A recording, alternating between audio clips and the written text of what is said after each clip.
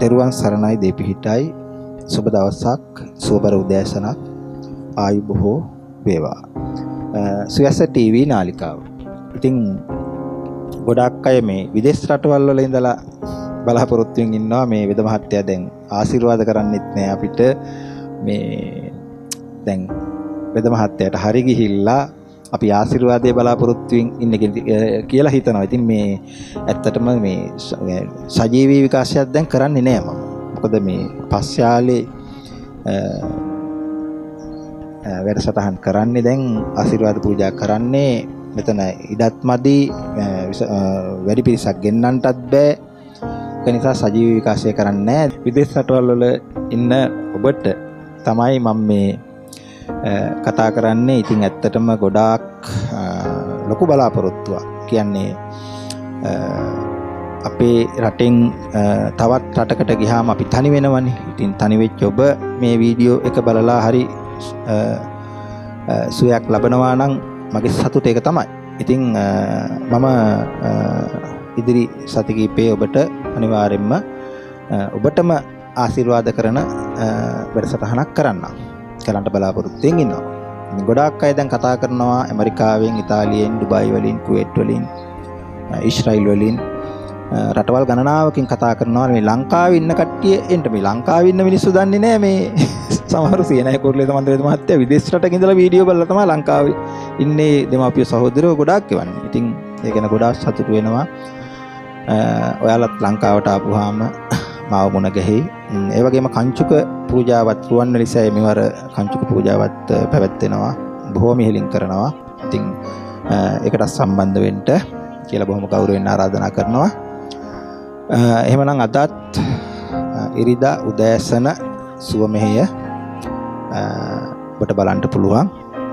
ඒ වගේම ওই තිරේ දිස්වෙන දුරකථන අංක 3ම මම හිතන්නේ රාත්‍රී 10 විතර වෙනකන් තමයි මේ වැඩ කරන්නේ. එතනින් එහාට නම් ෆෝන් ඕෆ් කරනවා කියලා ආරංචි. මොකද මම ෆෝන් පාවිච්චි කරන්නේ නැහනේ.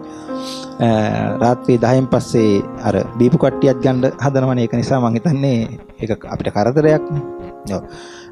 මම අහගෙන මේ ළඟදී මේ එක අම්මා කෙනෙක් අපේ මේ කාර්ය මණ්ඩලයේ කුමාරමල්ලිට කෝල් එකක් දෙනවා මේ එන විදිහ අහලා මේ අම්මා අහනවා මේ මස් මාළු කුකුල් මස් බිත්තර ඒව කන්නේ නැහැ පුතේ මේ මස් මාළු වලට කරෝලත් අයිතිද කියලා අහනවා. ඉතින් ඔය වගේ ප්‍රශ්න අහන්න එපා අම්මා. ඉතින් මෙතනට එනකොට නිර්මාෂ වෙලා බෝධි පූජාවක් තියලා සුදු ඇඳුමක් ඇඳගෙන එන්න කියලා කියන්නේ මම කිසිම දෙයක් එදා මෙන්න මේ දක්වා වෙනස් කරලා නැත කියනවා. මේ දවස්වල පහුගිය මේ මෙතන කරපු වැඩසටහන් ටික බලන්න මේ ආතරයිටිස් රෝගියාට ලැබිච්ච සුවේ. හරි. ඔය වීඩියෝ එකක්වත් බරු නෙමෙයිනේ. ඉතින් අදත් ඒ වගේ රෝගීන් කීප දෙනෙක් ඉන්නවා. එයාලට සුවය ලබා දෙනවා. දෙක බලා ගන්න පුළුවන්. තෙරුවන් සරණයි වෙද මහත්තයාගෙන් අවසරයි. මම මේ අලව්වේ ඉඳලා ආවේ. දැන් ඇවිල්ලා අවුරුදු 1කමාරක් විතර එනවා මේ ඉස්සල්ලාම ආවේ නාරම් වලට. මගේ වායු ගෙඩියක් තිබුණා. වායු ගෙඩිය මේ ඔපරේෂන් කරන්න දින දීලා තිබ්බේ. ඊට පස්සේ මම ඒකට අකමැති නිසා මෙහෙම එක්කෙනෙක් කිව්වා මේ වෙද මහත්තයෙක් ඉන්නවා පොඩ්ඩක් ගිහින් බලන්න කියලා. ඒ බලන්න කියලා ඇවිල්ලා ඉතින් දවස් 7 ආවට පස්සේ මට හොඳටම සුවයක් දැනුණා. මේ තයිරොයිඩ් ලේක චෙක් කරාට පස්සේ මේ හොඳයි කිව්වා මේ ලේකේ නෝමල් කිව්වා. ඊට පස්සේ මේ ආයෙමත් ගියා මේ ස්කෑන් එක කරන්න. ස්කෑන් එක කරලා දවස් 14න් ඇවිල්ලා බලද්දි නෝමල් කිව්වා. මොකුත්ම නැහැ ගෙඩිය හොඳ වෙලා කිව්වා. ඉතින් වෙද මහත්තයාට ගොඩාක් මින් සිද්ධ වෙනවා. මේ මාව සුව කරාට මං හැම තැනකම වෙද මහත්තයා කොහෙද ඉන්නේ ගම්පහටත් ගියා නයිවලටත් ගියා. දැන් මේ අලුත් සුව මැදුරටත් ආවා. මට පුළුවන් හැම වෙලාවකම මම වෙද මහත්තයාගෙන් ආශිර්වාද ලබා ගන්න එනවා. ඔයාලටත් කියන්නේ නිර්මාංශ වෙලා බෝධි පූජා තියලා එන්න. මම තාමටත් නිර්මාංශයි. ඒ කියන්නේ ගෙදර පුතාලට ළමයිට හදලා දුන්නාට මම කන්නේ නැහැ පුතේ. තාමත් නිර්මාංශය මට කන්න හිතෙන්නෙත් නැහැ. මම දැන් ඇත්තටම මේ ඒව හිතෙන්නේ නැහැ. ඊට වඩා මට මේ ලෙඩේ සුව කරපු එක ගැන මට සතුටුයි. ඒකයි. එහෙනම් ගොඩක් පින් සිද්ධ වෙනවා. වෙද මහත්තයාට නිදුක් නිරෝගී සුවය ලැබිලා තවත් මේ වගේ ලෙඩ සුව කරන්න ශක්තිය ධෛර්යය ලැබේවා. මේ රෝගියා මතකද ගිය සෙනසුරාදා වීඩියෝ එකේ මේ රෝගියා හිටපු විදිය. හිටපු විදිය. ඇඟිලි කොහොමද තිබුණේ? ඔහොමනේ. දැන් පෙන්නන්න. දැන් අතපය උස්සන්න ඔක්කොම පෙන්නන්න. ඔය ආත් උස්සන්න තියා මෙන්න මෙහෙම ආවේ. හරි? කකුල් අඩුයි. ඔව්. මෙතන ඉඳලා අතනට දුවන්න තියා මේ හිබි ගමනින්වත් යන්න බැරුව හිටි දුවන්න. දුවලා පෙන්නන්න. මේ මගට දුවන්නේ. හරිම හොඳයි. ඇත්තටම හොඳයි. හරි හොඳ චරිතයක්. පොඩ්ඩක් අර පැත්ත හැන්නකෝ. මේ කියන්නේ රෝගාබාධය බොහොම උග්‍ර වෙලාවේ කියන්නේ 90%ක්ම තිබුණා. මුළු ශරීරේම. දැන් මේ ඊයේ සෙනසුරාදා මට කියනවා අතනදී ආශිර්වාද කරනකොට මේ මං ලංකේ දැන් අඩුද කියලා. අනේ වෙද මහත්තයා මේ කකුලි චුට්ටක් අංගර වල්ලුකාරකාව හිතනවා එච්චර වෙන මුකුත්ම නැහැලු. ඉතින් ඇත්තටම මට අදහ ගන්නටත් බෑ මේ බලය මොකද්ද කියලා. මට තේරෙන්නෙත් නෑ වෙලාවකට. හරි? මමත් හිතන රෝගය සුව වෙන්නේ නෑ. නොසිතූලේ මේ දේ සිද්ධ වෙන්නේ. හැබැයි වගකීමෙන් එක දෙයක් කියනවා ආතරයිටිස් රෝගියා නිට්ටාවටම සුව කරනවා සහ බහුතරයක් රෝගීන්. බහුතරයක් හොඳේ. බහුතරයක් කියන්නේ 60 70 සීමාවේ මේ වෙද මහත්තයා ඉන්නවා. රෝගීන් 100ක් ආවොත් 70ක් විතර සුවපත් භාවය අනිවාර්යෙන්ම කොච්චර කල්ද මේ රෝගාබාධය හැදිලා තාත්තේ. දැන් අවුරුදු 5ක් විතර වෙදකම් කරාද මොනවාද මෙතනින්ම කෙරුවා දුන්නේ අම්මට කොච්චර කල්ද ඔය රෝගාබාධය හැදිලා? අවුරුදු 10ක් විතර. අවුරුදු 10ටම ගත්ත ප්‍රතිකාර මොනවාද? දැන් බෙහෙත් ගත්තා ගොඩක් ජාති කරා. බෙහෙත් දෙකක් විද්දා. අඩුුනේම නෑ. ලංකාවේ හැමතැනම ගියා. තාත්තා ඇයි මේ අඬන්නේ? තරම් දුකක් වින්දද? දුක හිතනවාද එද මහත්තයා ළඟට ආවත් පස්සේ කියන්න හොඳ වෙනවා. මගේ විශ්වාසය තියෙනවා. කියන්නේ මම තාත්තට මේ ආශිර්වාද කරන්නත් කලින් තාත්තා මේ ඕම් බලාපල්ලා. මේ ආශිර්වාද කරන්නත් කලින් මේ තාත්තා අඬනවා. මේ තාත්තට ඒ තරම් විශ්වාසයි මේ මාගාවට ඇවිල්ලා සුව වෙනවා කියන විශ්වාසය. මේ තව ආශිර්වාද කළෙත් නෑ. ඒ තරම් විශ්වාසයක්. අනිවාර්යයෙන්ම සුවපත් වෙනවා තාත්තේ. අද මම 4 දෙනාටම පොරොන්දුවක් වෙනවා. හරි? කවමදාක්වත් බලන්න වසර 5ක් 10ක් දෙන්නගෙන් ප්‍රශ්න කළා සැමියයි බිරිඳයි. අර අපි කියන්නේ මේ ලෙඩේ හැදුනහම දුක් නෙමේ අපා දුකක් විඳිනවා කියලා. අපි අර කියන්නේ අම්මෝ විඳින දුක අපා දුකක් බං විඳින්න කියලා අපි ගම් වල කියනවනේ ඉස්සරේම. ඒක දුකක් නෙමේ අනුවේ හතුරෙකුටවත් හැදෙන්න එපා අපා දුකක් විඳින්න කියලා අපි කියමනට අපි අතින් කියවෙනවා. හරි? ඊට පස්සේ මෙයාලා අතින් කියවෙන වචනේ ඔයාලා දන්නවද? අනේ කොච්චර බේත් කරත් හොඳ නෑ මේක. ඒයි මෙයා කියනවා මෙයාට බිරිඳ කියනවා සැමියට ඒයි මේක මගේ කර්මයෝයි දැන් නම් අපි අතහැරලා දාමු. එහෙම කියනවා. බැරිම තැන.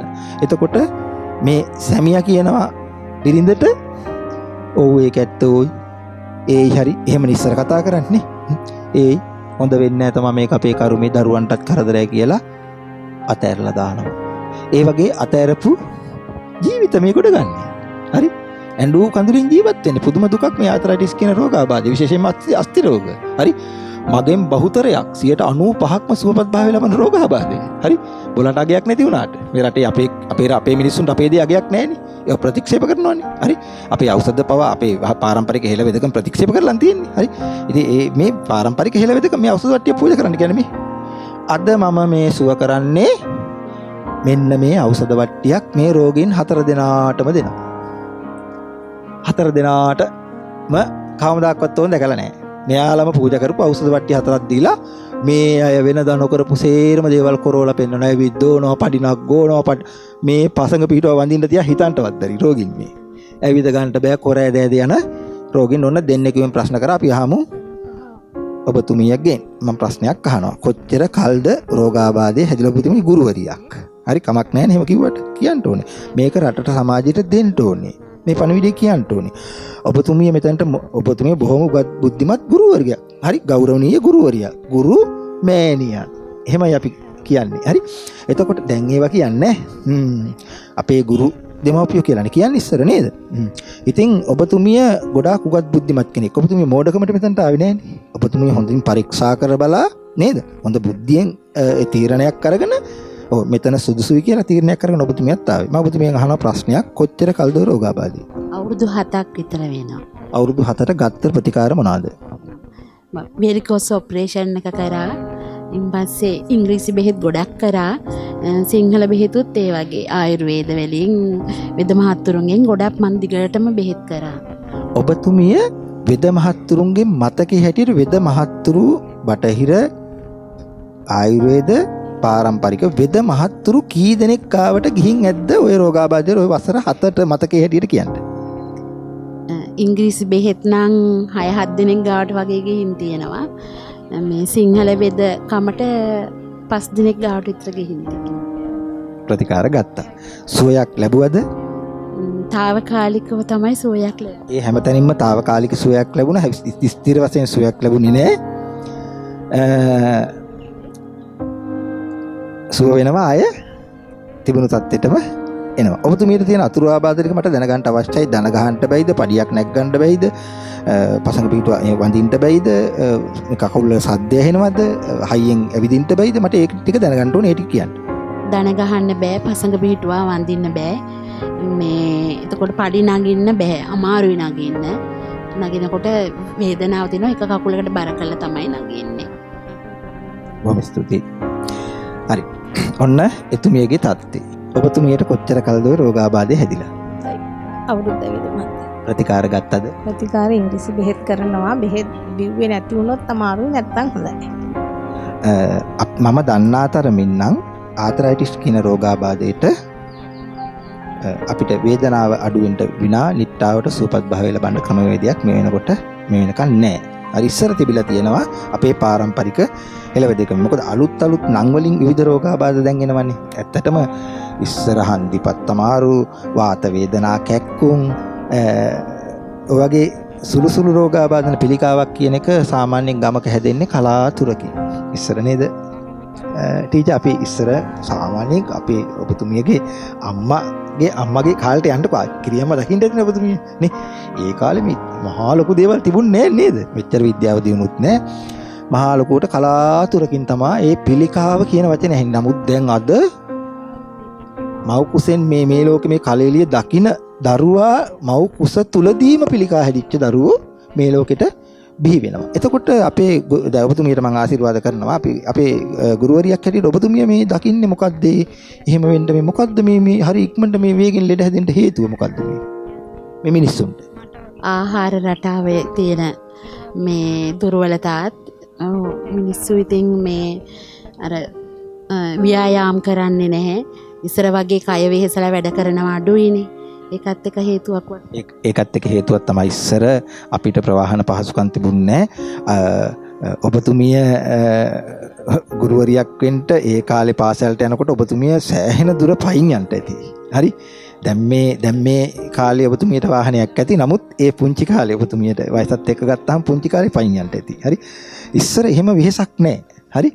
උදෑසන අවදි වෙලා මුළු උදෑසන අවදි වුණු ගමන්ම කහට කෝප්පයක් බිව්වත් කැඳ ටිකක් ඉස්සර ඉතින් කැඳ ටිකක් කහට කෝප්පයක් හකුරු කෑල්ලක් ඒවන්නේ උදෑසන අපේ ශරීරයට වැටෙන ඒ ආහාර වේලත් ඒක පුදුම නැවුම් ආහාර වේලක් අපිට ලැබෙනවා. දැන් වගේ ඇත්තටම වසවිස නැහැ. හරි? ලෙඩ නැහැ. ඉතින් දැන් ප්‍රවාහන පහසුකම් අතපහ වෙහෙසන්නේ නැහැ. ඇත්තටම කය වෙහෙසන්නේ නැහැ නේ. ඇත්ත. ඉතින් ඔය මේ කතා කරන මමත් එහෙමයි දැන්. ඔව්. ඉතින් වාහන තියෙනවා, ඕකේ ගොඩ වෙනවා, ඔහේ සැප පහසුවට යන්න බලනවා අපි. ඉතින් ගමනක් බිමනක් ගියත් එහෙම තමයි. කය වෙහෙසන්නේ නැහැ. ඉතින් අත මේවා ඔක්කොම හිර වෙනවා. අර කන මේ අපි ඒ භුක්ති විඳින ආහාරات එක්ක අපිට නොයෙකුත් රෝගාබාධ ඔය රෝගාබාධ වලට හේතු වෙලා තියෙනවා එහෙම. හරි වේගෙන් රෝගාබාධ හැදෙනවා නේද? හරි. එහෙමනම් මම අද මේ 4 දෙනාට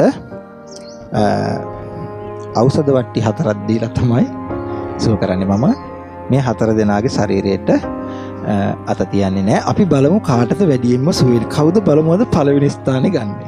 නේද? 4 දෙනාගේ. ඔව්. වැඩියෙන්ම සුව වෙන්නේ කවුද? 1 2 3 4 මට වෙන් කරන්න පුළුවන් අද මේ 4 දෙනාගේ. මේ 4 දෙනාටම එක හා සමාන සුවයක් ලැබෙන්නේ නැහැ. ඕන් දැන් 4 දෙනා හිතනවා කොහොමද එක මට આવුත් කියලා හිතනවා. ඔව්. ඒක සිද්ධ වෙන්නේ කර්මානුරූපවමයි. මම කර්ම ශක්තියට අනුවමයි සිද්ධ වෙන්නේ. හරි? මේ 4 දෙනාම එක හා සමාන සුවය ලැබෙන්නේ. හැබැයි මේ 4 දෙනාගෙන්ම මම බොහොම වගකීමෙන් කියන්නේ මේ 4 දෙනාගෙන්ම මම එක වචනයක් ගන්නවා. මොකක්ද දන්නවද? මට දැන් අඩුයි කියන වචනේ ගන්න එක ගන්නවා. අනිවාර්යෙන්ම. ඔව්. එහෙමනම් මං 4 දෙනාට ඖෂධ වට්ටි 4ක් දෙනවා.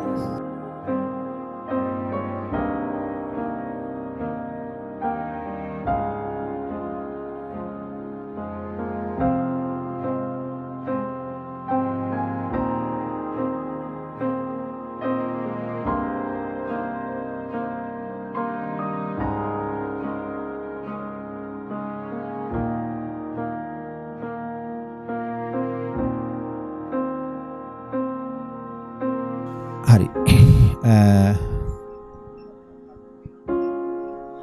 හරි.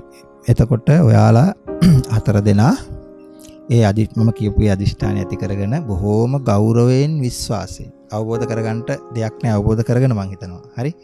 විශ්වාසයෙන් S2 පියාගන්න. S2 පියාගන්න. හරි. ඔන්න මේ 4 දෙනා මේ ඖෂධ වට්ටි 4 අරගෙන මේ මම දුන්නු ඖෂධ වට්ටි 4 මේ ඖෂධ මේ මාගේ අතේ තියෙන මේ ඖෂධ වට්ටියේ මේ තියෙනා වූ ඖෂධ මාගේ ශරීරයේ තියෙනා වූ රෝගාබාධයට මේ ආතරයිටිස් කියන රෝගාබාධයට දිව්‍ය ඖෂධයක්ම වේවා කියන සිතුවිල්ලෙන් තමයි S2 පියාගන්නේ. හරි. දැන් මේ ඖෂධ වට්ටි 4 අරගෙන ඉන්න රෝගීන් මේ සිව් දෙනා තව සුළු මොහොතකින් මම නැගිට්ටවනවා. නැගිටින්න කියනවා. හැබැයි නැගිටින්නේ සුවපත් භාවයේ ලබලා. මේ අය පසඟ පිටුව වඳි, පඩි නගී වෙනදා කරන්ට බැරි දේවල් ටික කරයි. හරි? අපි බලමු. සුවපත් වේවා. 4 දෙනාම ඇස්සරින්න. ඖෂධ වට්ටි 4 දෙනාම නැගිටින්න බය නැතුව නැගිටින්න ටක් ගාලා. ඉක්මනට නැගිටින්න ඕනේ. ඒ කලින් මම කිව්වනේ නැගිටිනකොට ලෙඩ අඩුයි කියලා නේ. කලින් ගැන හිතන්න බා. හරි. හරි. දැන් 4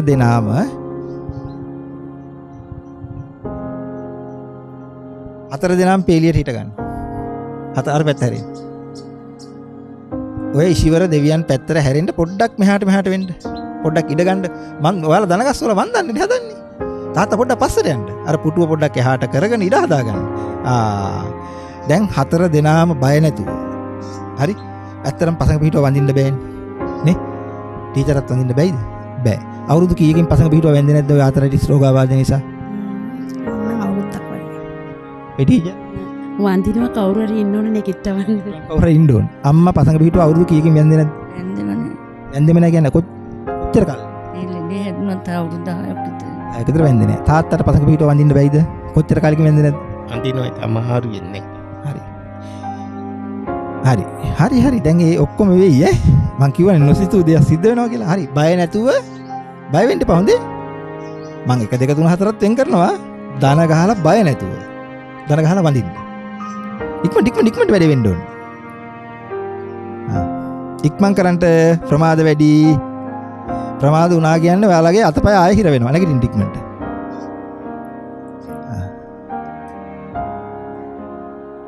ඉක්මනට නැගිටින්න ඉක්මන් කරන්ට. හරි. වැලි ටිකක් ගේවුණා වේ.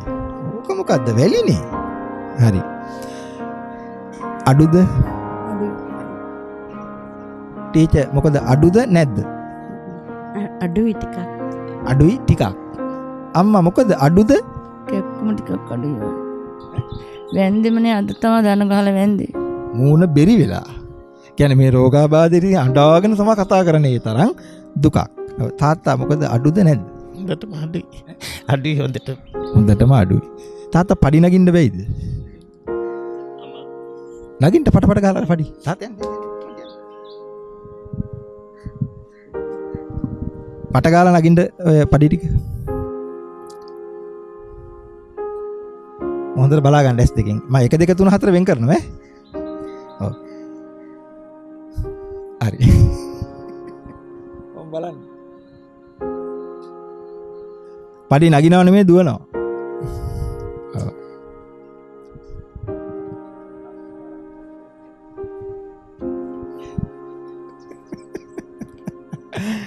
මොකක්ද හිතෙන්නේ දැන් තාත්තට මේ වෙලාවේ?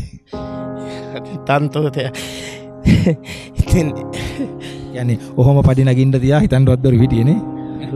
අල්ලගෙන තමයි නැගින්නේ. මේ ආතරයිටිස් රෝගී ධනිස් පොල් කට්ටු දෙක දාන්න කියලා අපේ ගරු වෛද්‍යවරු නියම කරලා තියෙන්නේ. එයාලා තමයි මේ පඩි නගින්නේ, ඇවිදින්නේ, පසඟ පිටුව වඳින්නේ. තාත්තා ධනිස් දෙක නිකන් ඔහම නමලා පෙන්නන්න පටපට ගාලා. අනිකත් නමන්න. දැන් පහසුයිද? පහසුයි. හරි තාත්තට ගිහින් වාඩි වෙන්න පුළුවන්. හරි. හරි සුවපත් වේවා. මේ අම්මට අවුරුදු 10ක් කිව්වනේ ගොඩාක්ම අමාරුයි. එයාගේ ආදරණීය බිරිඳ එතුමියට ගොඩක් අමාරුයි. එතුමියට ගොඩක් අමාරුයි. ඔබතුමියට පඩි නගින්න කොහොමද බැයිද? බෑ. ගින්න නගින්න.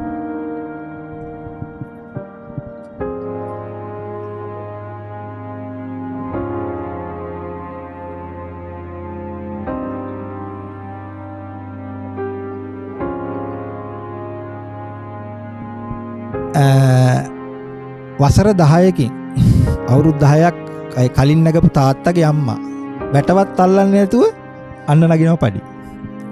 හරි?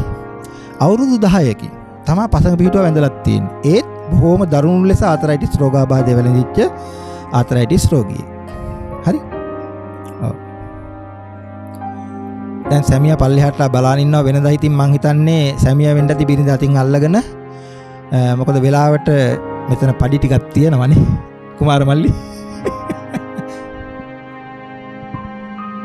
මොකද ඔය නැග්ගේ බොරුවක් කරනවද මන් දන්නේ ඈ. නංගන්නේ බස් දන්නෙත් මෙයා බස් එකෙන්. ඉතින් දැන් පඩි නැග්. ඔව් කියන්නේ. මට තේරෙන්නේ නැහැ ඔක්කොටම ඔව් කියනවා. තල්ලන්නේ තුනෙන්ග. බොහොම සතුටුයි. සුවපත් වේවා. දවස් 7 ඕන් එන්න ඕනේ. හරි. අත්දැරුම් සරණයි. මේ මට දැන් මේ ලෙඩේ ඇතිලා අවුරුදු 5ක් විතර වෙනවා. ඉතින් මේ හැම තැනකින්ම බෙහෙත් ගත්තා.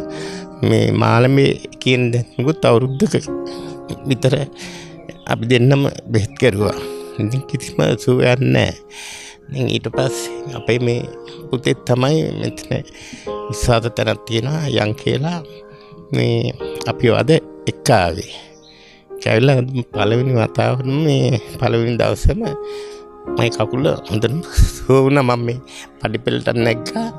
ඒසම දැන් මට හරිම විශ්වාසයි. මම ඉතින් මේ අහගෙන ඉන්න බලාගෙන ඉන්න හැමෝටම කියන්නේ මේ තැනට ඇවිල්ලා මේ විද මහත්තයාගෙන් මේ හැම දෙයකටම සුව කරගන්න හොඳටම විශ්වාසයි කියලා තමයි මට කියන්න තියෙන්නේ.